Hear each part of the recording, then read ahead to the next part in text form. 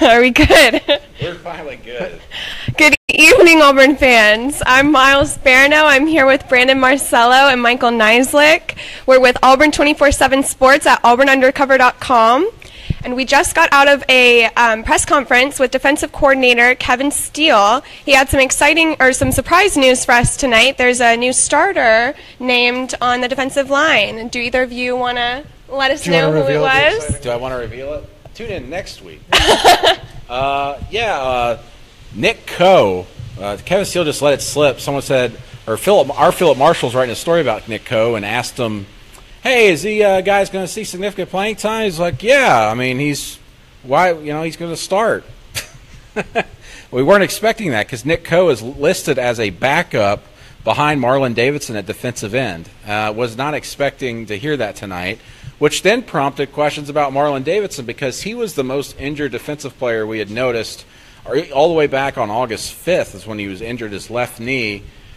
He was asked about that, and Kevin Steele kind of danced around that, Mike, to a point where you started wondering, sounds like Nick Coe's going to start defensive end, and Marlon Davidson, if he plays, is going to do so off the bench. What do you think? And he said that conditioning might be a little bit of an issue just because Marlon, I think, missed 3 of the 4 scrimmages, or was it this last couple scrimmages, and a couple weeks of practice. So, he said at the top that no nicks and bruise should keep anybody out, but the idea that Marlon's going to be a backup seems kind of to say that he might be limited in some capacity. He might dress but not play, or might dress and play very little. So it's not a terrible surprise just because, like we said, that there could be even a couple more players like that that wake up Saturday just feeling hurt, and they don't want to risk it. So I wouldn't be surprised if he's not the only one, to be honest. Yeah, I wouldn't either. I wrote this in 3 things I know, 3 things I think today, but I wouldn't be surprised if there's several players sitting out the game for various reasons, even though. Is that something you know or you think? I think. Because certain people that I usually talk to are being very quiet this week whenever I talk about injuries and potential suspensions. But full coverage at auburnundercover.com. You can actually read it there and what I actually think. And for the person who asked why I'm wet, it's raining. It's raining outside, and I had to go to the car, and instead of running to the car, I just walked. See, I told you people were going to be upset. He didn't believe me. He wanted the light. He said, people won't care that I'm wet, and now people are upset. People are demanding you be dry for the Facebook Lives. He dried a little He bit. sacrificed for our light. He did. Sacrifice for light. But how do you think Nick Coe will kind of match up against Marlon Davidson? I think because Nick Coe's maybe is faster than Marlon Davidson, that he might actually have more success against an offense like Georgia Southern with that triple option. Faster reaction time, faster the quarterback, faster the running back, depending on what play they're running. And if they need somebody to body slam somebody, Nick Coe's going to be, multiple state titles in the heavyweight weight class. So he's got talent. He's all around. And he's got a nickname Pickle, so that's a win. Pickle. Win-win. I think he's going to play well, and I think he could move inside too. I think he's a guy that you could see move around a little bit.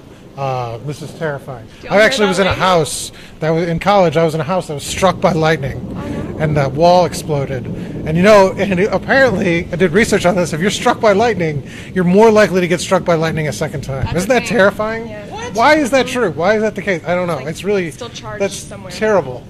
So Terrible. Do you think this giant piece of electrical equipment in which Miles is having to hold in her hand? It's very Got nerve. like rubber sneaks on. It's very, very nerve-wracking right now. If you want us to hold the mic, So I've completely lost my train of thought. What were we talking about? Pickles, Nick Coe? But I think Nick Coe could do well. I think he's a guy that's going to move around and get significant playing time. And he redshirted last year, and so he's a guy that I could think you could see playing a lot on Saturday, even though they could be up. So. Yeah, I mean, listen, the last thing Georgia Southern wants to do is get its hand stuck in a pickle jar. Hey. So anyway, Nick Coe do fine. I'm kind of thinking Marlon Davidson's not going to play now. At all. That's what I'm thinking. Is that something you think or you know? I think. I'm not. Don't hold me to that. Is this going to be in your brand in 2 bits? Is this one of your bits? I don't think Are you revealing one of your bits? I'm not having. No bits? 2 bits this Oh week. my gosh. I just think that if you're not going to start him, why play him? Absolutely. If you're worried about his conditioning and all that stuff. Well, they want And I talked to Tyson Summers, and he was rattling off the names. Who's Tyson Summers? The Georgia Southern head coach. Explain to our viewers. And talked to him a couple days ago, and he was rattling off the names of everybody on the defense. So they're preparing. They want them to prepare for Marlon Davidson. So there's a lot of film on Marlon, so you want them still watching that, preparing. So I think that's why they're playing coy. I mean, that's what they do every year with injuries. So that gamesmanship doesn't surprise me. So Auburn's playing coy with Co. There you go. Yeah, it's bad. They're hiding their pickle. Nice. True. That's true. That's a big deal. It's true. It's true. It's I true. can't even say dill correctly. But the other surprise, other thing we talked about with the defensive line today was Byron Cowart. Unclear how much of a presence he's going to have. He's listed at or on the defensive depth chart with Tyrone Truesdale behind Dontavius Russell. And Kevin Steele kind of was evasive. Just said we don't kind of plan for a guy to have a certain amount of snaps. We'll just kind of see how it goes. What did you kind of take about that answer? You asked one question and then two more after that. He didn't say much. And boy, oh boy, does it sound like he is not going to play very much. I think he was saying, hey, he's capable of playing and he's going to play. But it doesn't look all that good for him. He used, like I said, I wrote an article. It's up on Auburn Undercover. He used more words than Rodney Garner did to talk about Byron Cowart, but it said just as little. So shockingly little what the coaching staff has said about him since in the spring where it was just this wave of optimism.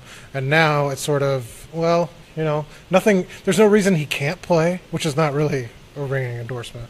Yeah, and especially for guys, as we keep mentioning, the former number one recruit and Auburn's top signee ever, according to the 24/7 Sports rankings. So,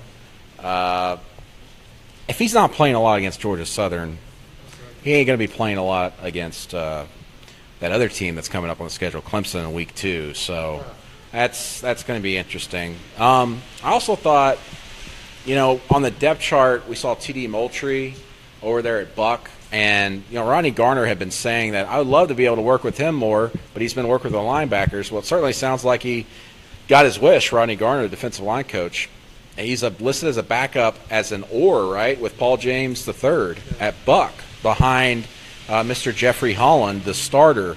So you could very well, and I would expect you're going to see T.D. Moultrie on the field playing the Buck position against Georgia Southern. Well, he said, we talked about this on the podcast today, that they rethought their decision. And I think it makes a lot of sense. Kevin Steele really likes TD as a pass rusher.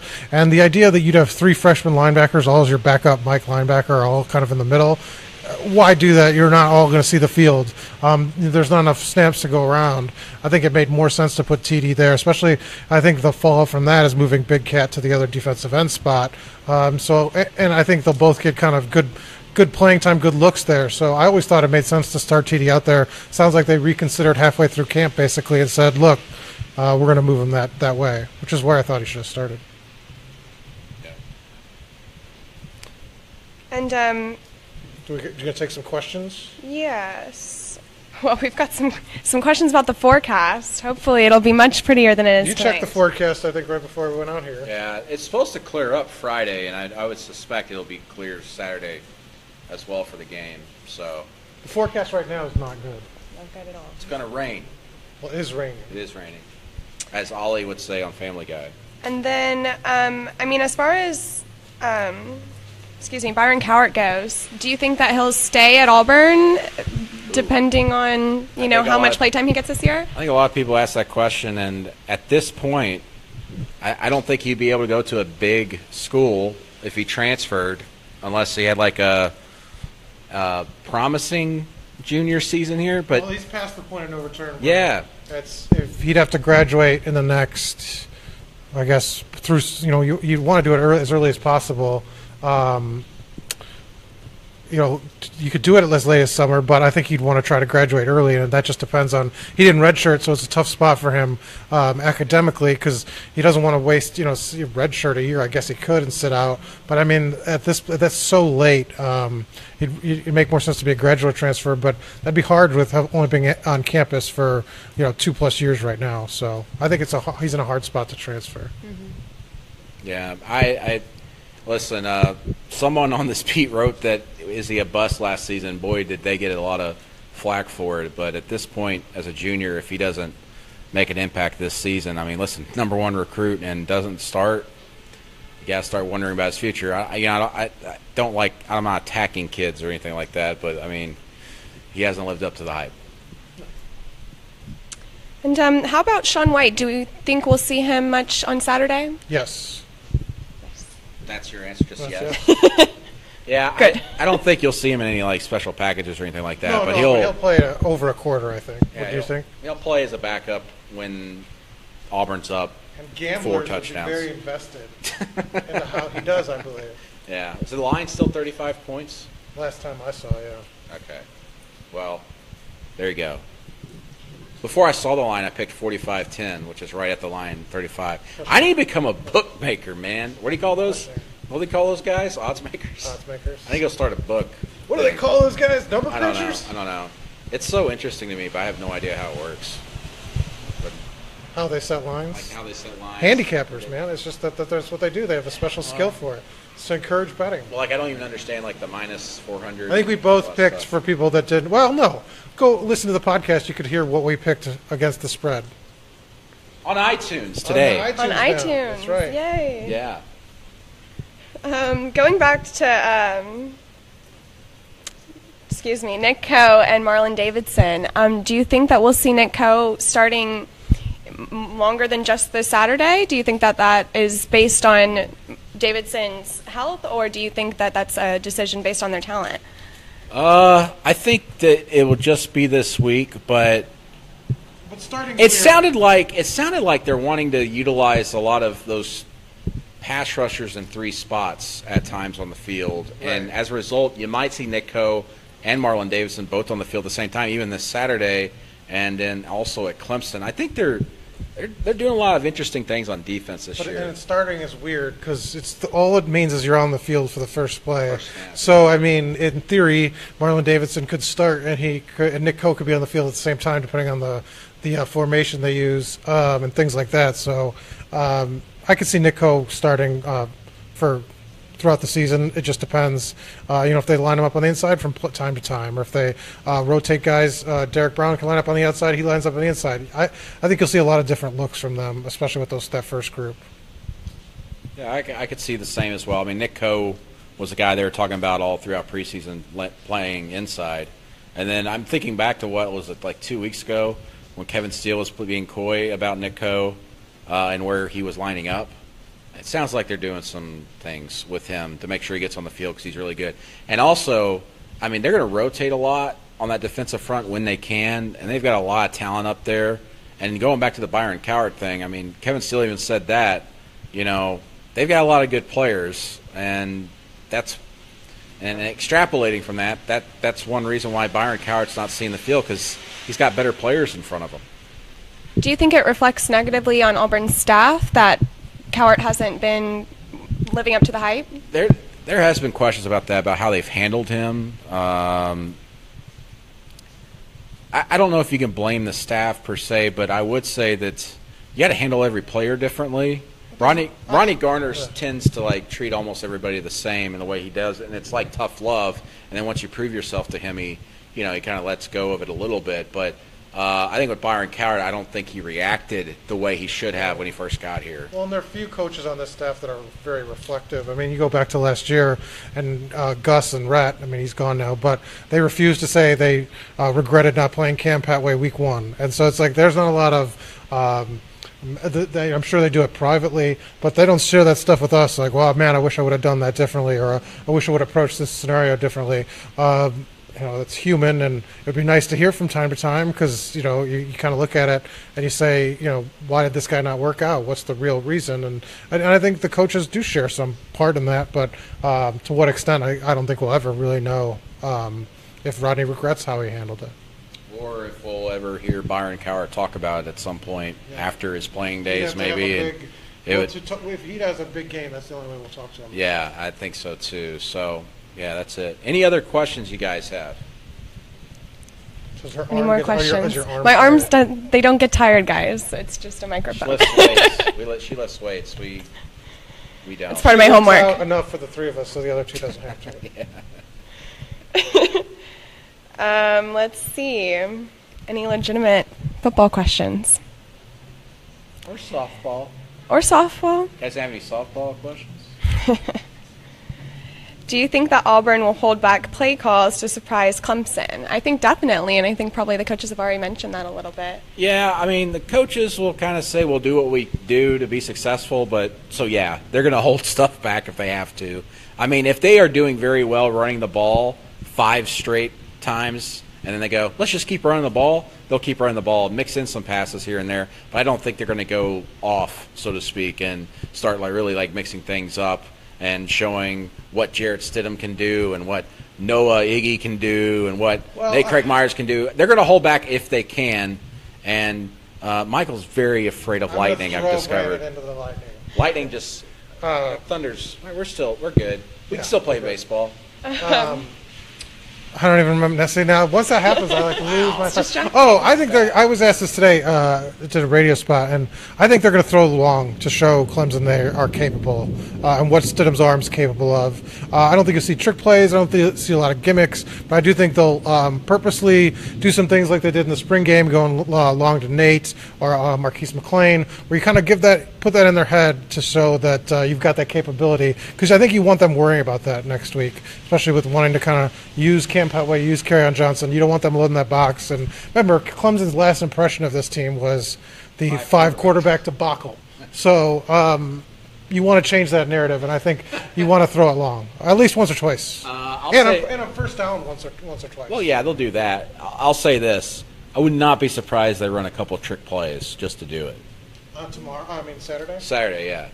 Including Batman on the extra point, which Gus Malzahn hates talking about. He doesn't know what Batman is. I don't think they'll run trick plays. You don't think they will? Really? Okay. I think they will. Just give Clemson something to think about. How much do you think we will see Petway this weekend, if at all? Great question. Sorry, I think I swallowed a bug. Uh-oh. Gross. Tasty. So, Fiber. I don't know. We'll see if Karen Petway plays this weekend. I think, it's interesting. That bug. I think it's interesting that Michael, you want to help us out? Cameron Petway is listed as an or on the depth chart with Kerryon Johnson. Are you saying he could miss the first half? Is that what you're saying? I'm not going to say anything, Michael. You're not going to say what you're saying? But it's possible he misses some playing time. Or a quarter, maybe? I don't know. I just think some players might miss some time. It's possible. Every year it happens. Well, just didn't, got to rotate those guys, so, there's no reason why they wouldn't play. True. You just got to rotate guys. You just got to rotate the players in and out, and if one of them gets lost in the fold and doesn't play for a while, it happens. Well, we'll see. I know it's a burning question for a lot of you, and I'll just say this. Like I said, people I talk to a lot, they're quiet this week when it comes to me asking about certain players playing or not. So could mean nothing, could mean something. Like I said, there's some smoke out there. I haven't seen the fire yet, though. Here's an interesting take. Someone says that they have information that Malik Willis will not redshirt. Well, share your source, sir or ma'am. And not Aunt Jemima. Yeah, exactly. That was bad. Like I said, I thought if it was going to be Malik was going to be the mop-up guy where they'd want to get him snaps, but since it doesn't sound like that's the case, I just don't see why you'd throw him out there for 1 or 2 plays. They want Sean to play. They want to give Sean that role. They've pledged it, and I just don't see why you'd give him limited snaps and burn away. I mean, I could see burning a red shirt if you're going to let him play, but to do it for a snap or 2 here or there, I don't see why you do that. Yeah, I don't either. I don't think they're planning to play him. Could be wrong, but I honestly think it would be a bad decision to try and play him this season. And it's not like unless they're asking athletes to run the Wildcat or do some other things. You've got those players on the roster. Yeah, Auburn's fine at quarterback. I don't know why they would even entertain that idea unless it was an emergency situation. There was like 2 big injuries with Jarrett Stidham and Sean White. And I know we asked earlier this week, but are there any updates on suspensions?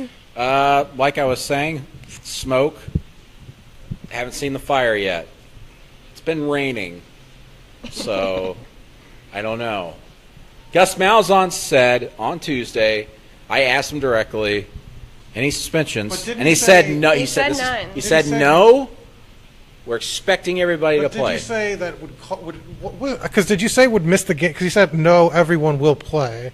So was he saying no, no one will miss the game because of his suspensions? Or was he saying no suspensions? He said, I said any suspensions, and he said no, we expect everybody to play. I thought you said no, any suspensions or injuries that will cause people to miss the game. And he said no, I expect everyone to play. Okay. I'm on your wavelength, so here's what I'm saying. Gus Malzahn says things like that because he's not technically lying. That's what I'm saying. He left some gray area based on... He likes to say expect a lot. I expect... also... Hey, you could say anything. Like, tomorrow I expect the stadium to have rockets on it and blast off to the moon. A simpler explanation would be that you can have suspensions but not miss a game. So players that are suspended could play. I think everything's a technicality. Well, Calvin Ashley is technically listed on the 2 deep, but we don't plan on playing him. Like, that's a technicality, which he said this week. Yeah. We've got some rumors about both Petway and White being suspended. I don't know where people are getting this Not information. commenting. See, that's what Jay Jacobs should do when No he asks comment. tough questions. He'd have right? to show his face. But that would be say no implying comment. an answer. Locked away somewhere. Move on, somebody says. Yeah, I agree. Yeah. Are we worried about triple option from Georgia Southern? Kevin Steele hit on that again tonight a little bit. I honestly wasn't paying too much attention because I was writing a story about He was Marlon talking Davidson. about eye discipline, and apparently Brandon didn't have ear discipline. I hate you. He was talking about. He said the key is eye. One thing he did say. Oh, wait, you forget? No, one interesting thing he did say is they practiced without the ball against triple option.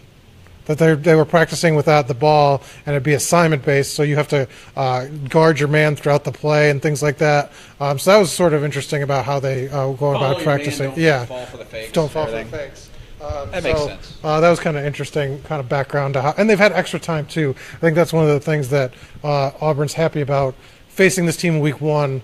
They've had about an extra week and a half they've used off and on to practice for that offensive scheme. So yeah, I think this is a game that's perfectly set up for Georgia Southern to turn the ball over several times because Auburn's defensive line is going to eat up Georgia Southern's offensive line. At least they should. And it's going to confuse and make that freshman quarterback freak out probably. And unless they're running some inside zone where you can have a quick, handoff or anything, if they're running outside and all that, there are going to be fumbles, there are going to be miscues, and Georgia Southern is going to pay for it. one interesting thing Tyson, the Georgia Southern coach, said was that the freshman last year, the quarterback Shy Wertz did travel to the game, so this won't be his first away game traveling as a redshirt freshman. So because he was kind of, I think, emergency backup. So they went to Ole Miss last year, so he did see that atmosphere. But he said there's really nothing you can do to prepare somebody for playing in front of 87,000 people. So it should be interesting to see how their quarterback kind of takes that all in on the first snap. Can we get an update on Malcolm Askew? Probably destined to redshirt based on the depth chart right now. Yep. There you go. Unless there's injuries, Right. which we could say about anybody, but yeah, he's not listed on the 2 deep, and they haven't talked about him a lot. So if you're looking for the first freshman on the secondary to play, I think it'd be Jordan Peters, and the second would be Trayvon Leonard. Yeah. It sounded like, speaking of Trayvon Leonard, he was listed as a straight backup at one of the corner spots, which you would think would make him as at worst fourth in the rotation. But based off what Kevin Steele said tonight, he was talking about Jeremiah Denson also rotating with the cornerbacks, even though he's not. Yeah. Well, no, even though he's not listed on the depth chart as a corner. So actually, Trayvon Leonard could be sixth in the rotation. Who's the other one? You got all right. Jeremiah Denson, Dean, Carlton Davis, Javaris Davis. Trayvon Leonard, so maybe he'd be fifth. Why am I thinking sixth? I could have sworn he's. Is there another? Dang it. Bye. Jordan Peters? No, it's not. Fifth. So not fourth. Anyone know how to say Noah's name yet? He tried on the podcast. I tried it on the Oh, did podcast. you? I didn't get to practice this weekend like I promised because softball story broke, but I think it's. And he's watching Wonder Woman. That's the real reason. I watched Wonder Woman after midnight when it was released on digital HD. My wife's a huge fan of it, and I was like, "How about we watch this and fall asleep to it?" And we stay up till 2:30 watching it. You know who else is a huge fan? Anyway, Noah Igbenogany. Did you see Terminator 2 in 3D? No. James Cameron made me mad. Really? It kind of did. I was like, screw him. Did you attack him on Twitter or no? No, I haven't gotten a Twitter war with James Cameron. He's too busy making movies about digital blue creatures that look like cats. So you should be tweeting that at him. Yeah, I'm sure he'd respond. Update on Bruiser. Bruiser. Just made up. That's Sorry, a good guys. name. John Broussard. Listed as a backup. He's very much in the rotation. He'd be the sixth guy, I think, though. Wait. No, because I think he might actually. The question is the fifth guy Trayvon, and that's what he said. He said he's the fifth guy. That was the question. Anyway, Trayvon Leonard and John Broussard Jr. are probably on level playing field right now in the rotation. And do we expect to see Iggy Noah on Saturday? Yes.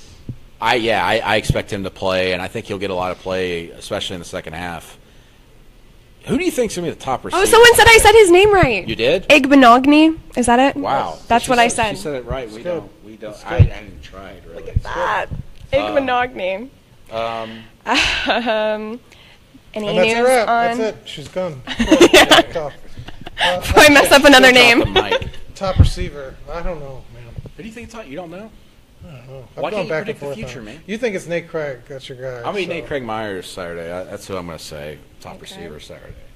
Oh, top receiver this week? Yeah, just this week, not this season. This week we'll go Darius Slayton. Darius Slayton? Okay. Okay. That's receiver. Any final questions from our viewers? How do I feel about the 200th podcast for Warblogle? Why do you stop trying after number 199? Answer that. Let's get in a Twitter war. I haven't listened to your podcast since last year. I'm sorry. When the Sean White and Jeremy Johnson quarterback battle was going on. Imagine that. Long ago. That feels like 3 years ago. Sean White and Jeremy Johnson going at it. All right. Over under 300 yards for Stidham. Under. I'll say under. Under? Because I think he's going to be working with a short field. Okay. Short field? Like you'll think he'll be in like on the 50-yard line every drive? No, that'd be no, yeah. That's what you're saying. He's going to be working with a short field. Yeah, the defense will give him the ball at like the 35-yard line, so he only has to go 35 yards for a touchdown. So you think I see what you're saying. they're going to force turnovers on every drive and or return a punt but I mean, if he's only in the game for 5 drives, I mean... People got to get their money's worth of this game, man. But yeah, under 300 yards. yards. They only paid $15. That's not a lot of money. It's like a deal. And they got paid more. Is everybody wearing their glasses they got? Because you got glasses if you bought a ticket on the Solar Eclipse Day. The sunglasses? But I thought you needed the glasses on the Solar Eclipse Day. I don't think they were Solar Eclipse glasses. I think they were just Auburn glasses that you got if you ordered a ticket. It was a strange marketing ploy to sell tickets. Yes. Speaking of strange marketing ploys. Hey, that could lead into what we're doing Friday. Right, Miles? Oh, yeah, that's right. On Friday, you guys can come meet us and see a live show by us, and I think Keith Niebuhr will be joining us. Yeah, Keith Niebuhr, our recruiting expert. Yes, it'll be at Moe's Barbecue, downtown Auburn. So at 5 o'clock. Yeah, 5 o'clock 5 o'clock Friday, Moe's Barbecue. Come hang out with us. Has to see a live show. Brandon has a tattoo. I would. I have a tattoo. Don't do this. Has to see it. Maybe you could ask to see his tattoo if you want. That's for Friday. Give it away. You can't do that. You didn't get to see the whole thing, though. That's right. It's a tease. That's a good. Just the tease. We're doing a show, basically, like a podcast type thing. Like a podcast type thing, and we'll take questions from the audience who have it. And I'm working on some giveaways, so get your trivia minds ready. Auburn football trivia minds and history. Get that ready. But 5 o'clock, Moe's Original Barbecue. We'll be there for about an hour doing a show, podcast. We'll also be trying to stream it on Facebook Live if the Wi-Fi there cooperates. But listen, the manager there told me it's going to be packed because it's the Friday night before the game, and everybody's getting off People work, want to see and they want Brandon they want barbecue, they want pork, and they want beer, And to see Brandon's and testing. see us sit at a table and go, "What do you think about this? What do you think about football?" But yeah, myself, Mike, Keith Niebuhr. Don't know if Miles is going to be there yet. I'm coming. Oh, are you? I am. You're supposed to be a game time decision. Now you're in I know it was a game time decision, but my booking got moved, so So Miles. I'm will be available. There you Yep. go. Miles will be there. I will be there Helping to out. see you guys. I'll be filming stuff, so maybe you can get like your 15 minutes of fame or something. Yeah. Yep. Yeah. All right, so Friday at 5 at Moe's Barbecue. Best barbecue in Auburn, Is it? in my opinion. I think it is. I don't know, like hot take, I guess. probably. Wait, hold on a second. They're hosting us. Yes. Somebody will be bound to disagree with me, but I think it's the best barbecue in Auburn. So Well, there you go. we'll see you heard it here there. first. All right. We're Auburn Undercover. You can go to auburnundercover.com or auburn.247sports.com. We'll see you on Friday. Have a good night.